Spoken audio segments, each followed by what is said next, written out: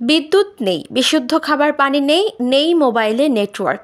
হ্যাঁ, এটাই সুনামগঞ্জের বর্তমান অবস্থা। সুনামগঞ্জের আর্তনাদ কি শুনতে পাচ্ছে বাংলাদেশ?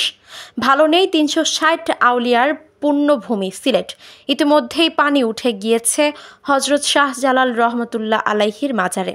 পানিতে তলিয়ে গেছে সিলেট বিমানবন্দর। গত ৪০ বছর ধরে দেশের রুগ্ন অর্থনীতিকে একটা ভালো পর্যায়ে নিয়ে আসা সিলেট আজ নিজেই বন্যায় ক্ষতবিক্ষত। অনেকেরই মনে প্রশ্ন থাকে, সিলেটেই কেন বারবার বন্যা হয়? এই ভয়াবহ আগ্রাসী বন্যার পেছনে অনেক কারণ আছে। সিলেট বিভাগের সুরমা, কুশিয়ারা, গোয়াইন সহ বেশিরভাগ নদ নদীতে পলি মাটি জমে অনেক এলাকায় ভরাট হয়ে গেছে। এতে বৃষ্টির পানির ঢল খুবই দ্রুত বস্তি ও শহরের এলাকায় ছড়িয়ে পড়ছে। হাওর এলাকায় অবকাঠামো সহ নানা কারণে পানি নামতে বাধ্যগ্রস্ত হচ্ছে। হাওরে নানা ধরনের অবকাঠামো নির্মাণ করা হয়েছে, যার কারণে নদীগুলো নাব্যতা হারিয়েছে।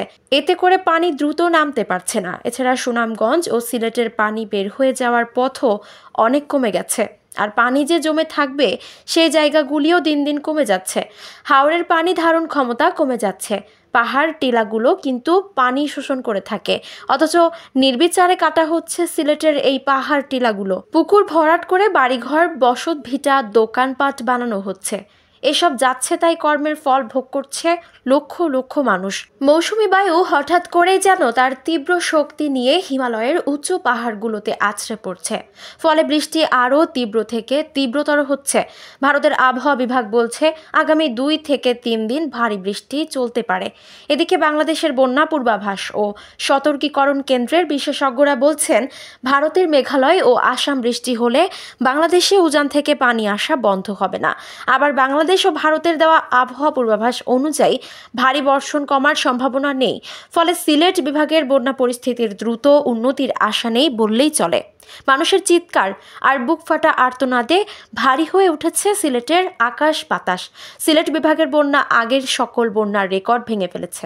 উজান থেকে আসা পাহাড়ি ঢলে এই বিভাগের বেশিরভাগ এলাকা এখন পানির নিচে ডুবে গেছে। সুনামগঞ্জ মূলত সারা দেশ থেকে বিচ্ছিন্ন হয়ে পড়েছে, যেখানে কোনো বিদ্যুৎ নেই, মোবাইল ফোনের নেটওয়ার্ক নেই, আর কোনো বিশুদ্ধ পানিও নেই।